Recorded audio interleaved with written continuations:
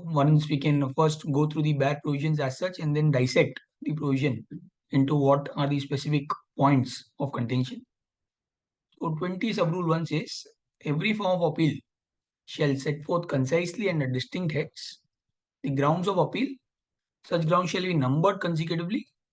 They shall be typed in double space of paper. Sub-rule 2 says, every form of appeal, cross objections, reference and stay applications or any other miscellaneous application shall also be typed neatly in double spacing on A4 size paper. Same shall be duly paged, indexed and tagged firmly with form of appeal in a separate folder. Sub-rule 3 says every form of appeal application or cross objection shall be signed and verified by the appellant or applicant or respondent or the authorized representative. The appellant or applicant or respondent or authorized representative will certify as true the copy, the documents produced before the appellate tribunal. So basically, if we can see the structure of the rule, the structure and presentation requires that I have to specify each ground of the appeal under different and distinct number heads. So if I am taking multiple grounds, the principal ground and multiple alternative grounds, the appeal requires that each of the ground should be separately numbered, separately identified. The appeal has to be in double size spacing on A4 paper. Appeal should be properly paginated, indexed and firmly tagged, and complete set in a separate folder has to be given. Further, other documents including cross objection, stay, etc., even these are requiring the same structure and presentation. And the signing and verification can either be done by the concerned party or authorized representative. And all annexures must be certified as true copy. Now, when we discuss further with the GST rules, it's inherent that we make first a comparison of the GSTAT rules along with the previous rules which existed in the SESTAT to see if there is anything new which has been brought in, or it's only a culmination of what was present under the old law. It's a reiteration of the existing procedures which have been followed in the SESTAT from quite some time. And apart from that, we also have to see whether the GST 80 rules have any kind of conflict which are prescribed, which are existing from the prescribed CGST rules also. So we'll first see the SESTAT rules, whether SESTAT rules were similar in terms of operability from the GST 80 rules or is there any difference. So rule 8 of the SESTAT rules are very similar in its wording. Sub-rule 1 and sub-rule 2 are almost same. So sub-rule 1 of rule 8 of the SESTAT rules 1982, 1 and 2 are identical, they are verbose, there is no change as such. The significant difference comes in sub-rule 3. In sub-rule 3, they say that appeal, etc., shall be signed and verified by the appellant, applicant, respondent, etc. Here, they have specifically said that appeal memorandum, etc., are only to be signed by the applicant, appellant, respondent, or the principal officer duly authorized to sign the memorandum of appeal, application, and cross objection. And the certified true copy that can be signed by the consultant or advocate also. So while sub-rule 1, 2 of the existing SESTAT rules are very similar, the slight change in sub-rule 3 alone, in terms of who can sign the memorandum of appeal, the SESTAT rules very clearly specify that the memorandum of appeal is to be signed and verified only by the appellant, applicant, respondent, or in the case where department is filing the appeal, the officer duly authorized to sign the memorandum of appeal. Whereas if we come back to the GST rules, one significant addition to sub-rule 3 is in terms of who can sign. Sub-rule 3 says it can also be signed apart from the appellant, applicant, or respondent by the authorized representative. So this is a new addition which has been introduced in terms of who can file the appeal, who can sign the appeal. Here, even the authorized representative has been or has been indicated as a person who can sign the appeal. Now, whether authorized representative has been defined, so this is just a comparison. Authorized representative is defined in section 116 of the Act as a person who can be a chartered accountant, an advocate also. So apart from the employees, etc., an advocate or a chartered accountant or a retired officer, whoever is otherwise having the wakalat, even he is an authorized representative for the purpose of signing.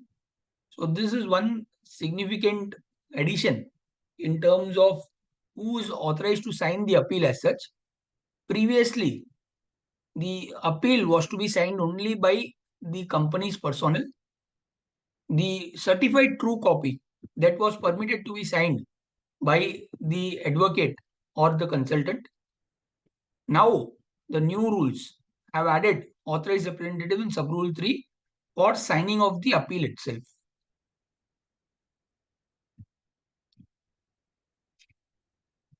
RPG, any comments, any discussion?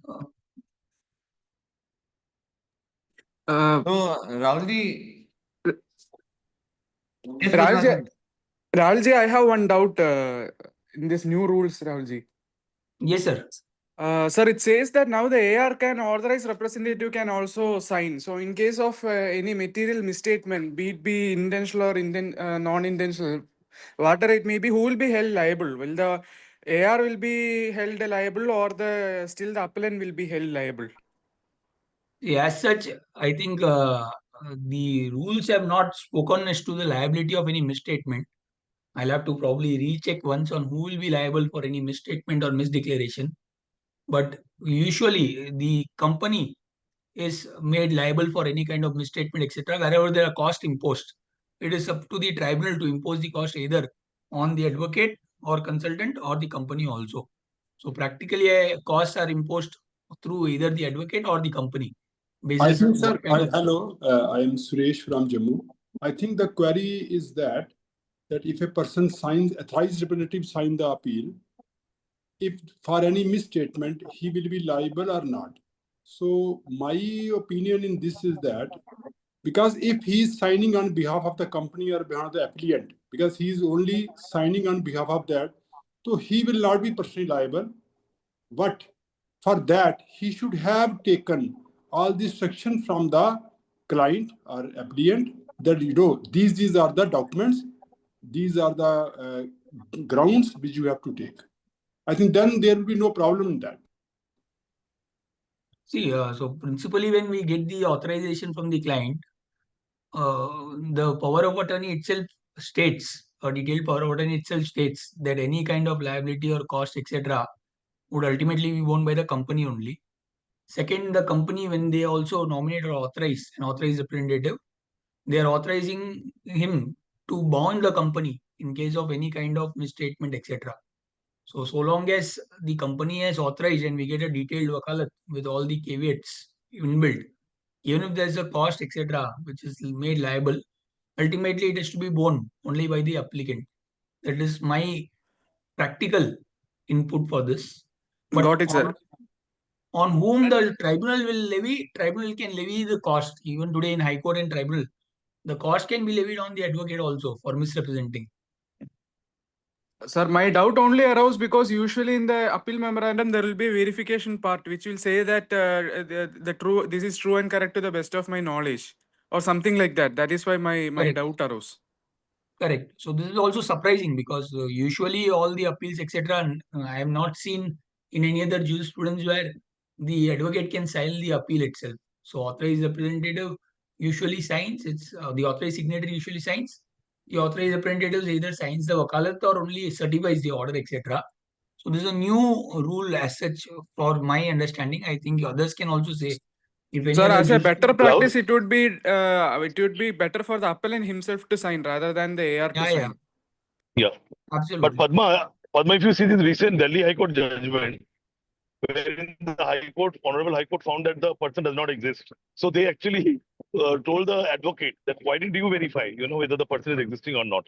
Because later on it came out that, everything was fake. The address was not existing. The persons are not there. So I think only in those extreme situations will be the advocate or the authorized representative, he or she will be held responsible. Other than that, I think it will be per se on the company only. Rahulji, Yes. in my opinion, there is a very thin line that when the Yes. AR can be held responsibility or when the appellant would be held responsible. Although by default it would be the responsibility of the appellant, but then when the owner shifts on the AR, that how did you get the knowledge and how was the information passed on, and the assessee state that I was not knowing, then the buck would again shift upon the AR. So it's a very risky proposition to sign. And Yeah. in my opinion, this is in line with Section 70, wherein in case of someone, they have allowed the AR to appear and make the statement on behalf of the taxpayer or the person who has been summoned. Yeah, I think one of the intention is to shift the burden gradually because Yeah. the authorized representative is actually representing before the authorities. So if there is any wastage of time or not following the process of law, that could be also put on the authorized representative. But I agree with Rahulji and Padmanabhanji and Sureshji. Sureshji that we should not be inclined to sign unless until it's a very extreme Mandatory. situation. May I ask one more doubt here? Yes, sir. Are we Yes. verifying the content of the appeal, or are we only verifying in capacity as an authorized representative as to which are the documents that are being filed for the appeal? No, when we sign the appeal, we are per se Okay. stating that whatever are the contents of the appeal are true and to the best of your knowledge. So if I am getting an order that is in the common portal and I just verify that since it is available in the common portal, can I be held responsible even if the content in that order and the supporting documents which are uploaded in the common portal are erroneous? No, Unniji, it is like this. In the appeal, you are taking a ground that you have not got the order, so and so, and that is why you could not file reply, etc., or file appeal in time, etc. Now that in the bench finds that is false. Whatever you have stated in the statement of facts and grounds are false. Hmm. So now the entire appeal is being signed by the authorized representative. He See, says for example- whatever he is signing is true and correct to the best of his knowledge. See, you rely on a judgment which is clearly not stating any proposition. Okay. You are taking a judgment which is say overruled. You have not put the judgment which has been overruled at all, or you give a wrong proposition entirely, citing a wrong case. So all this can also be seen as misleading to the tribunal, to the bench. So The one relevant is language, jurisdictional ground. the language for verification is I hereby solemnly affirm and declare that the information given hereby is true and correct to the best True. of my knowledge and belief, and nothing has been concealed therefrom.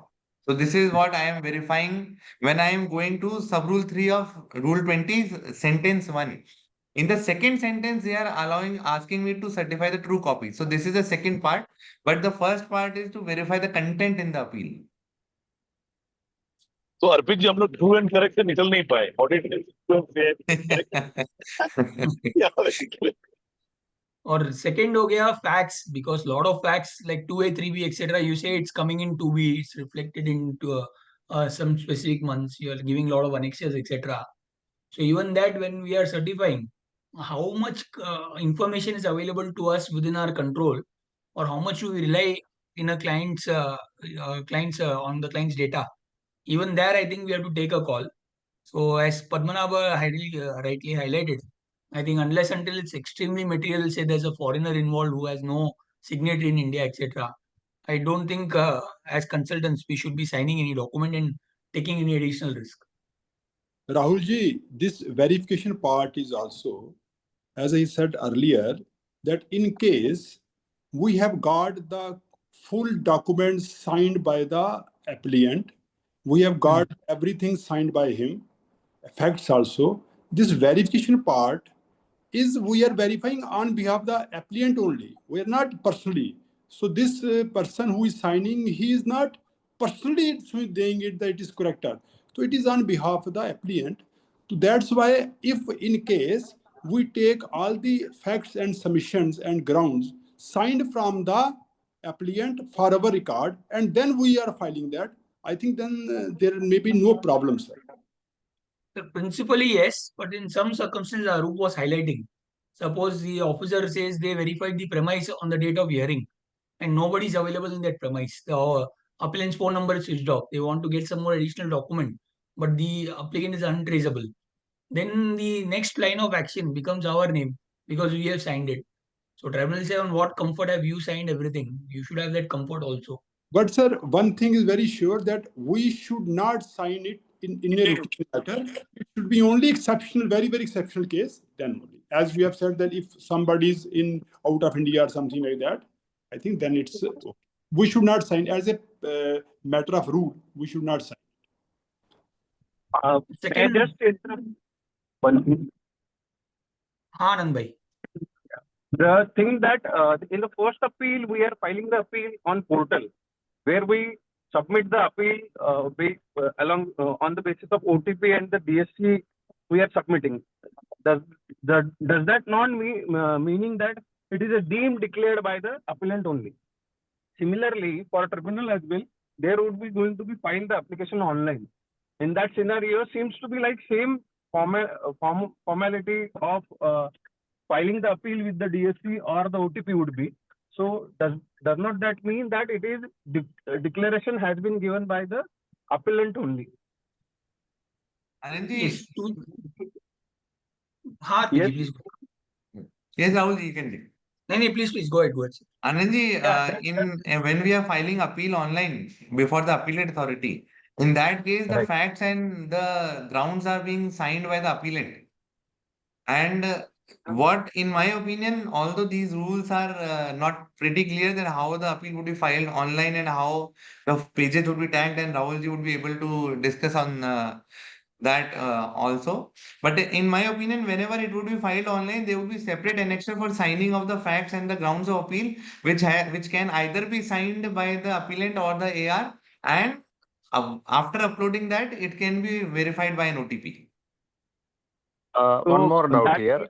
The ultimate rule in all these GSTT rules say that everything which has been contained above has to be done in the GSTT common portal. So the verification per se is at the end electronic mode in GSTT as may be notified, which will be automatically linked to the appellant and the AR together, right? So it is not necessarily that it will be the OTP that is going to the appellant, but it could be very well that it will be an OTP that comes to the AR. Possible, sir. Possible. Because now I believe that GSTT portal has also stated that the professional can also create a login ID and we can also register there. So probably it would be in a position where I will be uploading the appellant's documents in my portal and the OTP will be coming to me and not like what we do in first appeals. See, and practically, when the matter comes to the bench, we don't know probably whether they will be able to see who has filed it online or not, or whether they'll be see only the documents. So if some documents have been signed by the AR, just because it has been uploaded by the appellant, probably the bench will not even know. The bench is going to only question the person who's standing in front of them. Absolutely. So I Absolutely. think we have to be doubly precautious. So even though in my opinion, even though the rule says authorized representative can sign, this has to be extremely exceptional case only. And I think, Sir, in fact, as I a would suggest, policy, what we follow is that we never give any affidavits also. Suppose like, it was posted in the portal, but the consultant did not check any of that sort, or even for condonation. As a policy, we never say that we were not well or something. We ask the client to prepare the affidavit, client to sign the affidavit. I have seen a lot of times the ARs being suffering because of the affidavits they have given.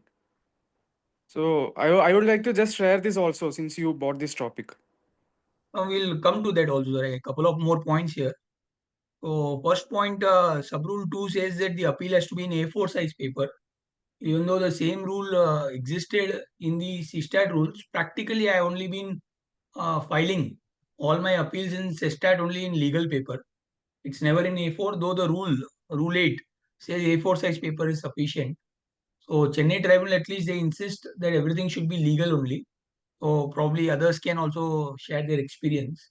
I've only been following legal paper in CSTAT. Not quite. I had a recent experience where the bench made me redo the entire thing in A4 when I submitted in legal, and I had to take again and submit. Chennai registry, they only accept legal. They are not accepting A4 at all.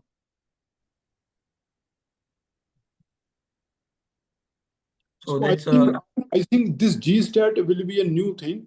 I think here we start filing in A4, then they will be accepting. I think they should accept it because it is A4, na. So because it's a new body, new members will be there. So they will go by rules only. I think in CSTAT there is a practice going on for the long years. So that's why they may be impressing upon this legal. SSTAT भी A4 ही बोलता है, but they have been following legal. Just a very practical small thing. Probably once the procedures are out, we'll know how they are going ahead. Rahul sir, one Then- more doubt. A4 and legal, is it any more relevance in having in GSTAT, because everything is supposed to be online, right? So what is online? But one of the rules also say that the president may require you to submit as many copies as you want. that So is we'll a have to see. exception and not the norm per se, from what I am. We'll have to see, sir. We'll have to see how much they are online, how much are they comfortable with online documents being uploaded. Because if size restrictions are there and annexures runs to thousands of pages, they may even then say that special cases, fact-specific cases also file some copies offline.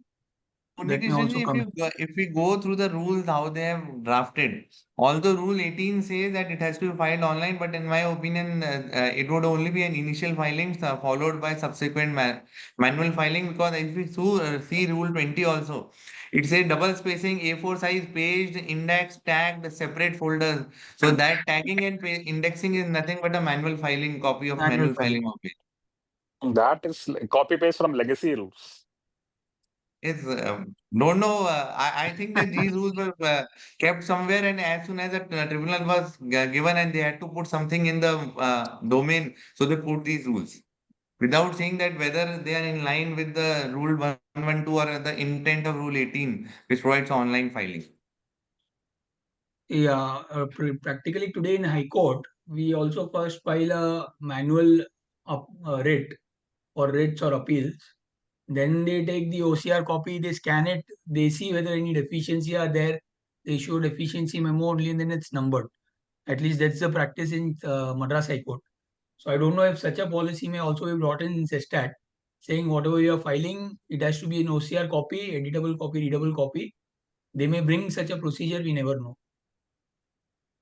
See, in IT80 also there is an online filing option, but the hard copies has to be given.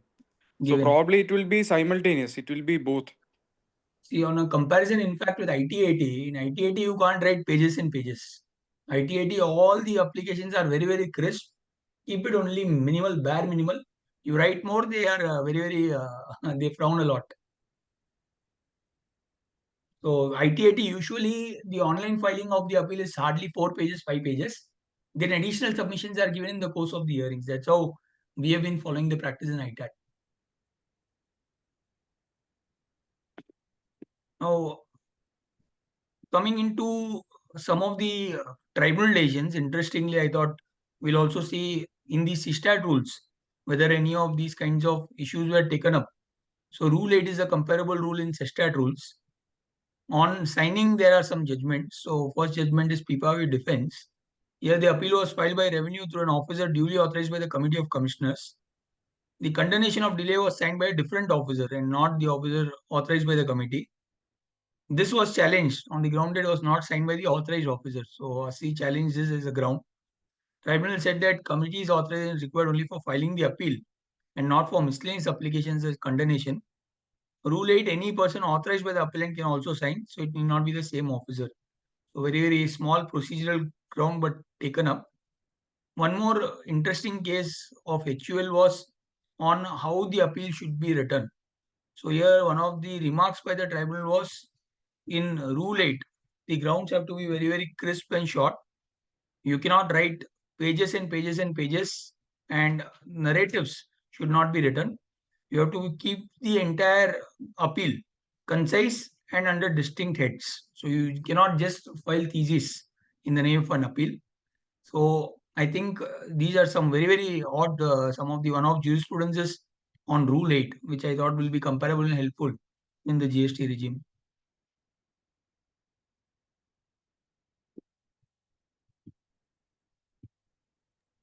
Rahul This ji can we go to the next? Rahul ji ये presentation share कर दीजिए please okay हाँ भेज दूंगा. Thank you ji Yeah. If this is done, can we go to rule 21? Any other comments? Yes, Rahulji, we can go to rule 21.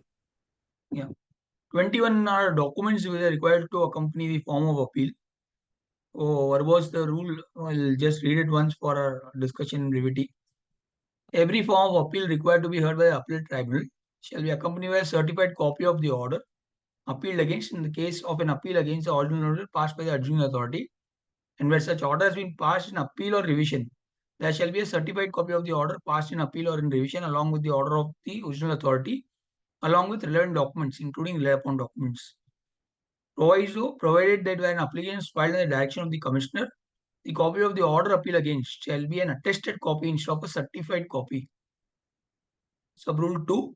A certified copy of the decision or order appeal against, along with the fees specified in Subrule 5 of Rule 110 of the rule, shall be submitted online, and a final acknowledgement shall be issued by the GSTAT portal. So here they say the certified copy of the decision or order will have to be filed online. Subrule 3. The President may further direct that in case of non-filing of documents within the rule, the registrar or any other authorized officer will be competent to return the specified documents or set of documents to receive the same back only after rectification of defect to the satisfaction of the registrar or any other authorized officer or the bench, as the case may be, and on return, the case may be assigned a new number. The appellate tribunal may on its own motion direct preparation of as many copies as may be required of all relevant documents, including relied upon documents, by and the cost of the appellant or the respondent, containing copies of such statements, papers, documents, as it may consider necessary for the proper disposal of the appeal. Rule 5. The President may by a general or special order allow attestation of documents filed along with the appeal or application or as a part of relevant documents including RUD or otherwise by a gazetted officer or such person as may be authorized by the President to attest or certify such documents or photocopies thereof. All relevant documents, including relied upon documents, shall be clearly legible, duly paged, indexed, and tagged firmly. So 21 basically says what should be the accompanying documents. First, they say that the certified copy of the order appeal against is definitely required to be put. Certified copy, if they say if it's under an appeal or revision, it includes a revisional appellate's order and certified copy of original order along with all the relied upon documents. This has to be given. Your exception is in case where it's filed in the direction of a commissioner, an attested copy is acceptable. Rules also define certified copy to mean the original copy of the order or documents received by the party or copy thereof duly authenticated by the concerned department or copy duly authenticated by the authorized representative of the appellant or respondent. Now, here we'll also slightly touch upon the GST rules.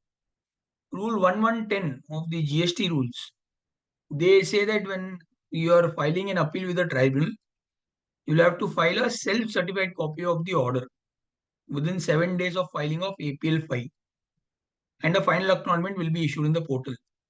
So, Rule 1110 of CGST rules say self-certified copy, and the GST rules say certified copy.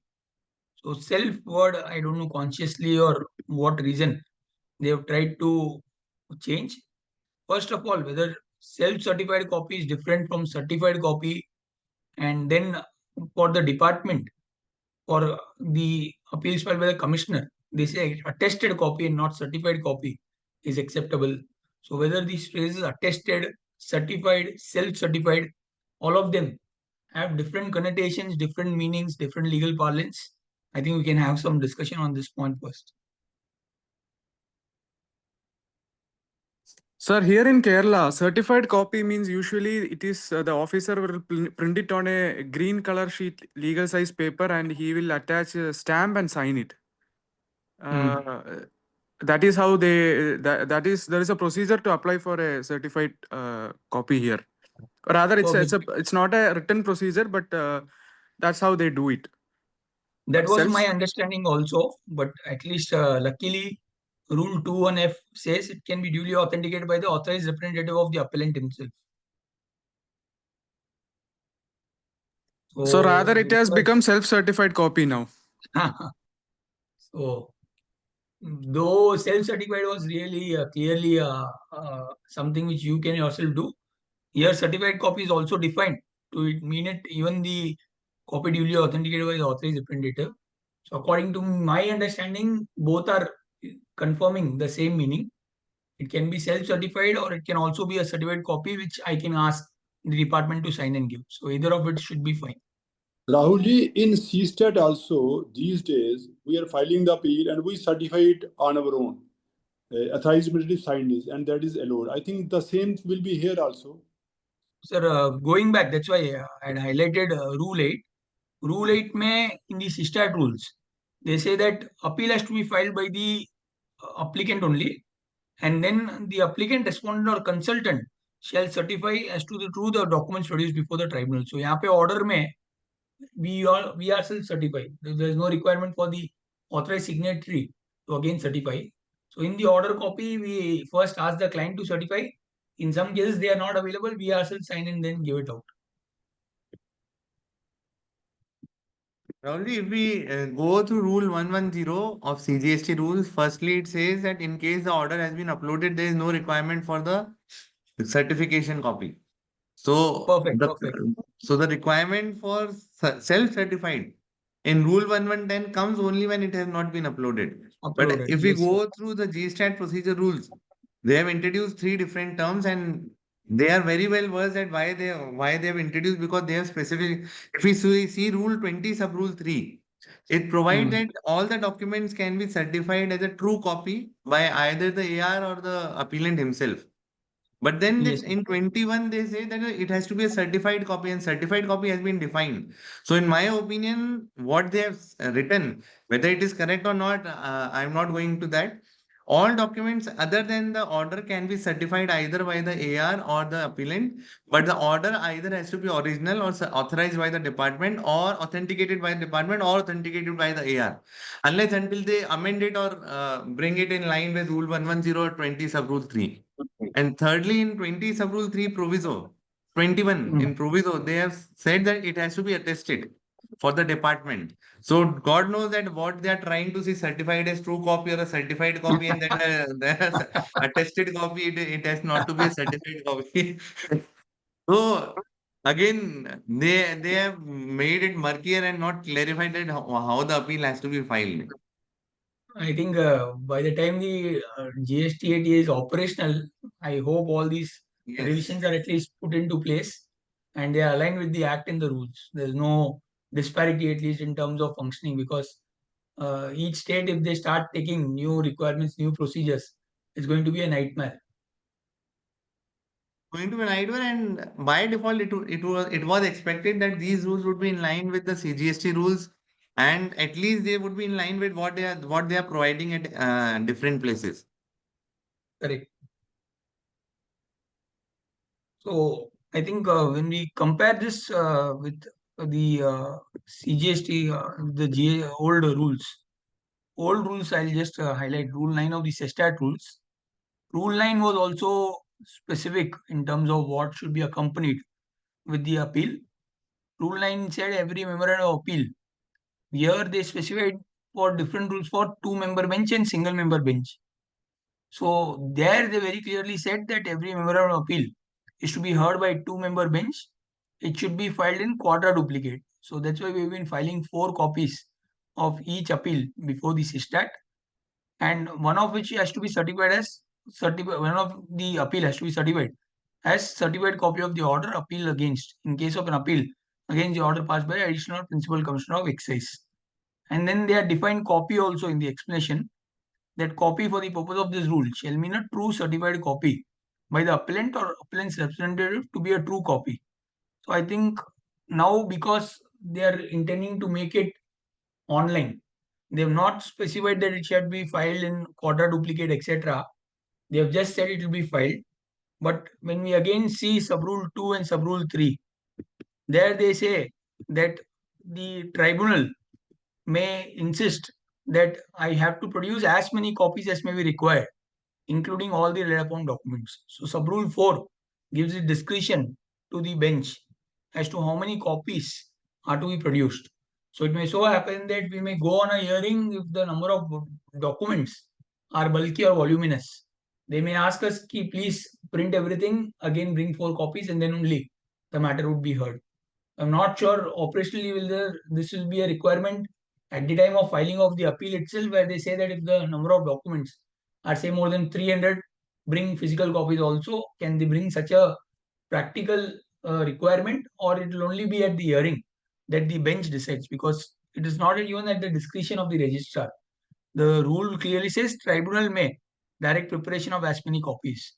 So when they say tribunal, it will probably, the bench only takes the matter when the matter comes for hearing. It's not before that. So we'll have to practically wait for the rules to see how this operational requirement of filing of copies, etc., come into play.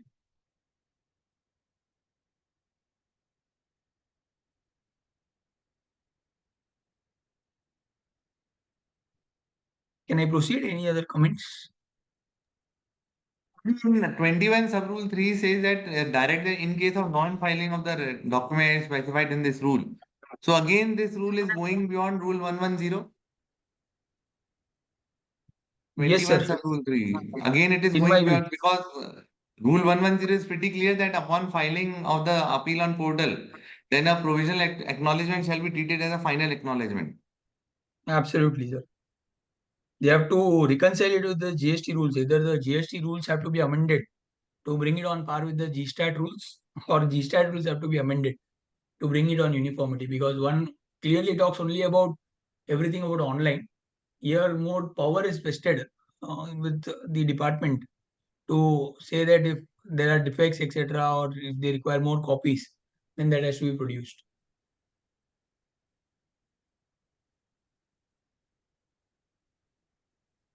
You can move ahead, Rahul. Yeah.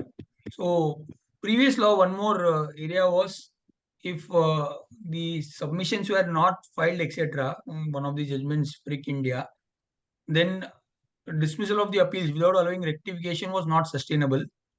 They said that if there is any defect which was not substantial in nature, a rectification was possible. The appeal was numbered the same. Practically, if you filed an appeal, they were numbering the appeal, then they were issuing a deficiency memo. You couldn't rectify all the deficiencies which are pointed out in the deficiency memo. In some cases, the AR was calling for the registrar was calling for a hearing in case it was some defect which was not what was not possible to be rectified. We used to meet the registrar and then convince him why we have filed a particular appeal in a particular manner. But here there's a slight departure from the old law. Here they say that once the appeal is sent back, then a new numbering of the appeal would be given once the defect is removed. So here the only challenge which may come is on condonation. If they are rejecting the appeal when we are filing, saying something is not present, and then they are sending it back and then I have to refile, whether the time limit for the removal of defect would be removed while calculating the condonation, etc., that has to be seen.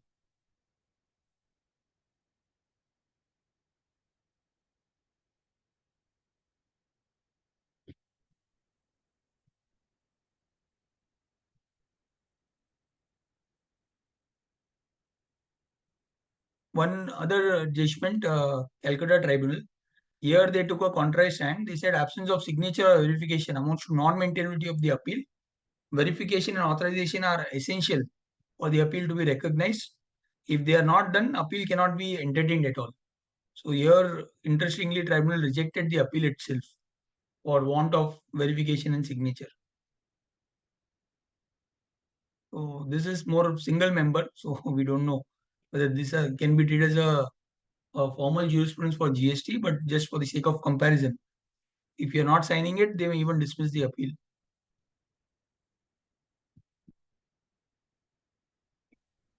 This we have covered. Sir, in the content of that Rule 21, there is a terminology which they have used it as adjudicating authority. So I think it should be appellate authority, no, sir? Like if we can open that Rule 21 of this GSTAT rules. Yes, madam. Yeah, here they are saying that they have used the word adjudicating authority, like every form of appeal required to be heard by the appellate tribunal shall be accompanied by a certified copy of the order appealed against in the case of an appeal against the original order passed by the adjudicating authority, or it should be an appellate authority, sir. That is something. Should be first appellate authority only. So I was also seeing, in fact, whether there is a definition of adjudicating authority specifically. Adjudicating authority is defined in the rules to say adjudicating authority under 2(4) only. So here they have said the original authority only. In my view, this should be the appellate authority and not the original authority, because under the old law, commissioner was directly passing an order in cases above 50 lakhs and the appeal was straight away lying to the tribunal in many cases. Yes, But sir. now all the matters are only going through the appellate route. So this should ordinarily be the appellate authority only, or we may have to certify both then. Even the first appeal, first order and the second order. Annapurna Yes. ma'am, what I feel Yeah. is that by this term, in case of appeal against the original order passed by adjudicate authority, they have misinterpreted or misquoted adjudicate authority. By this term, they would have been meaning section 108 review order. 108 only. But unfortunately, sir, adjudicating authority defined किया है. मतलब I thought we'll. That's what I'm saying. Yeah. They have misquoted or misinterpreted or whatever miswritten, whatever we can say. And one more aspect, sir, in that last part, a certified copy of the decision or order, if you can just go back, sir, that they say a final acknowledgement shall be issued by the Justat portal. So somewhere it is giving an indication, sir, that it will be online. The entire rule, as Arpit sir was highlighting, says online only. GST tribunal rules are slightly conflicting. One place they are saying online, one place they are saying you have to give all the indexed copies in a proper bunch. So I think somewhere in a hurry they have copy pasted the old rules, not made enough adequate modifications to bring it in line with the GST thought process. Probably as and when they become operational, all these things would be required to be sorted out. Yeah, and one more thing is, like many places they have used order, but only in this case they have used a word as copy of decision or order. So something again thought should be given on that, because most of the rules they have used the order, but in few rules, like especially in this case, they have used a certified copy of decision or order again. So I think that also has to be defined, like how it is defined in 108. I think that is one as yes. I Sir, think thank you. they have taken this from the old rules. I am not giving much weightage as such on why. Old rules had something, they just put it and then try to use the same language. Yes, sir. Anupam, this difference, use of different words is there in section 107 and 112. If you go through section 107, it says decision and order, but if we go to section 112, it is only speaking about order. Yes, that is what I was just trying to highlight. Section itself is not. I was also trying to see that why section 107 appeal before the appellate authority is against a decision and order, and appeal before a tribunal is against only an order. So that is what I was just trying to highlight. Yes, And if you look at the decisions, they have defined in 108, but nowhere else they have defined, and especially in 108 they have used for the purpose of this section. So we cannot refer the decision elsewhere also. Yes. We'll quickly touch, not material as such, Rule 23, translation of documents. This comes up especially in many states where regional orders are being passed. So at least I've come across various states in the north where orders are partly in English, partly in Hindi. Some places they are fully in Hindi, and I've not seen other languages like Tamil orders or Kannada orders coming in. Southern state, at least my experience is most of the orders are predominantly in English, but I think northern part of the state it's a mix of both. So here they have said translation of documents in the proceedings before the GStat. It's essential that all documents, including relied upon documents, are in English. It's the prescribed language for the tribunal. This ensures clarity and consistency, etc. This is our thought process. So Rule 21 verbose, I'll just read. A document other than English language intended to be used in a proceeding before the appellate tribunal shall be received by the registry, accompanied by a translated copy in English, which is agreed by both the parties or certified to be a true translated copy by the authorized representative engaged on behalf of the parties.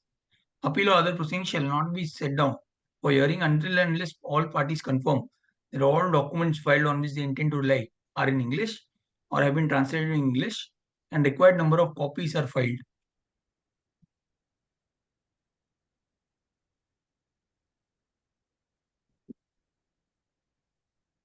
So I think Rahulji, there's an interesting decision in GST regime wherein a commissioner appeals in Andhra Pradesh passed an order in Hindi, and the appealant went before the High Court, and this matter traveled to the High Court, and High Court said, relying upon the official language use of official purpose of the Union Rules 1976, wherein they said that Andhra Pradesh falls in the category of the states wherein everything has to be in English, and order if passed in Hindi has to be translated by the officer himself in English.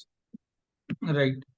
And if the state is falling within the northern territory, that is Rajasthan or say some other state, then in Rajasthan, Himachal or Madhya Pradesh, then by default the communication has to be in Hindi. And if the officer wants to pass, then he can pass in English, but along with the copy in Hindi.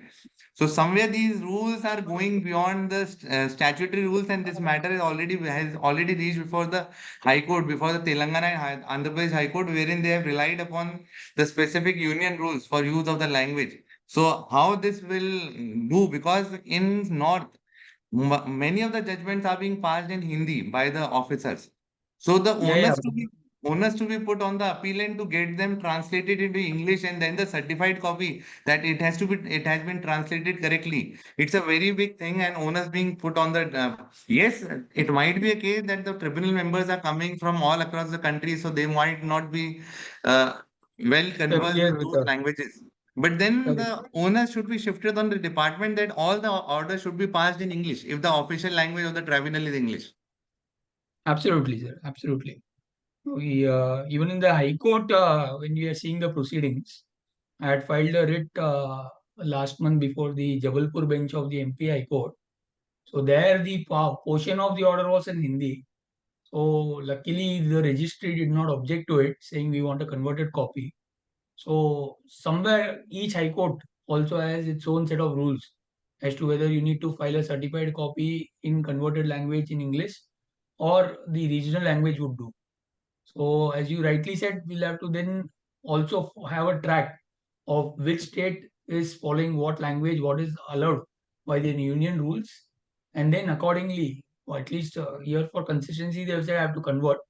So everywhere, even though there is a dichotomy between the union rules and the other rules, at least GST rule says convert everything to English. It's an added cost, of course, and some of the words may also not be easily converted. So you are Yes. again giving it to someone who's converting it. He may not be well versed with tax as a subject. If he does some literal interpretation and then there's a mistake in conversion, and then you also sign it without actually going into the niceties, then there's a big difficulty. See, in many of our cases in Rajasthan and northern state, the statements of in case of someone are being recorded in Hindi. Now, Correct, if correct. we are submitting those statements in Hindi, this rule requires to be translated in English. Now, somebody has stated on oath, I'm trying to convert in English, and I make a wrong conversion. So, who would be giving the onus? Because here they also want me to sign with the certified copy in English. Yes. It's correct. So now Yes. it's So an it would be. added headache कि पहले हिंदी समझो, तमिल समझो, जो भी अगर language regional language है वहाँ किसी को पकड़ो. He has to again reread. He should understand tax and the language in the context in which it's used, and then certify it. So it would be a very big challenge. In Rajasthan, we generally do a filing of order in Hindi. They do not require the order to be converted in English. Yeah. That's what in Jabalpur also we filed it out in Hindi itself. There was no requirement to translate. Yeah, Madras High Court, you have to translate. If anything is in non-English language, you usually get it translated and then file it in the High Court. Gujarat, one writ was filed where the order was passed in Gujarati. Therein they required us to translate in English. Oh, Gujarati Padna, even lawyers may not be familiar Yes. with reading it. Yes. बोलना ठीक है, पढ़ना तो like even South, I can read Tamil a little, but if the words are very heavy, in fact even Hindi, उत्पादन वगैरह words आता है, so Yes. sometimes you have to use translation to get the meaning also. Yes. So yes, this is going to be an added cost. More than the cost, the time involved in translation is going to be a challenge. So if we are having lots of documents which are requiring translation, I think it's a matter of practice as and when we get the order where an appeal should be filed, or if we already have some regional language orders which have come. Because tribunal has not started functioning, it's a good time to sit and probably get this all translated well within time, read it so that we save time on actually filing the appeal. Very true. Very correct. Done, sir. We'll go into rule 31. I'm not sure, sir, if this rule will at least take major Yes, part of the we discussion. don't have much of the time, so we will keep it for some other time. Rule 31. This 31 has to be read with 45, and then Yes. there's another challenge of how additional grounds have to be treated. So 45 is again in conflict with the GST rules. So this is one of the biggest litigation going forward, because 112 is in stark contrast to 45. Old times, Rule 10 and Rule 23 of the SISTAT rules were verbose to the GST tribunal rules. Supreme Court in Toyota has allowed fresh evidence. We'll have to see how this plays out, because there was no comparable to Rule 112 in the old law. 112 in GST is extremely double-edged. So I don't know how things are going to proceed, especially in cases where a lot of documents client had also said कि appeal में देख लेंगे, अभी file कीजिए, तो वो सब क्या होने वाला है पता नहीं.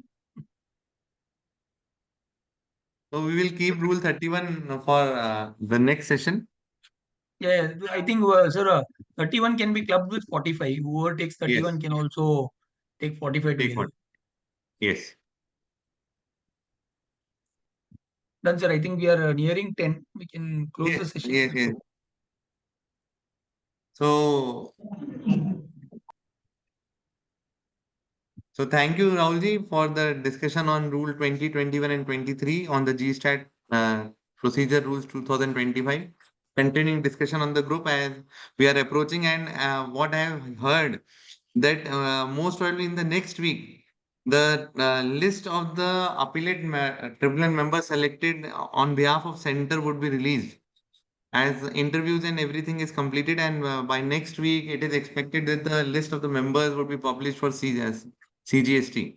So we are fast approaching for the constitution of tribunal, and expected that in the next quarter or by the start of the next quarter, tribunal might be functioning. And in many of the places, the buildings have also been identified and the work has also been started. As I heard in Maharashtra, Bombay, it has been started. The furniture work and the construction work is already started. In Jammu, So it's high time that we get back to the rules and have a thorough discussion on these rules. And that's why we are continuing in SMS on these rules. And thank you to Rahulji for giving an explicit discussion on these rules, and all the members for joining in and sharing their views. Looking forward for all the members, and Rahulji for looking forward for coming back again on this platform on different issues also. It's a very long time coming for the first time, but we will expect that it will not be taking further such long time to come again on the next issue. More than So happy, sir. Whenever there's an opportunity. Oh, timing alone, थोड़ा मंदिर के time से clash होता है. That's yes, the only yes, yes, thing. yes, yes, No yes. problem. Thank you all, and thank you very Thank much. you, sir. Thank you, thank you, Thank you, sir. Good day. thank you. Good day.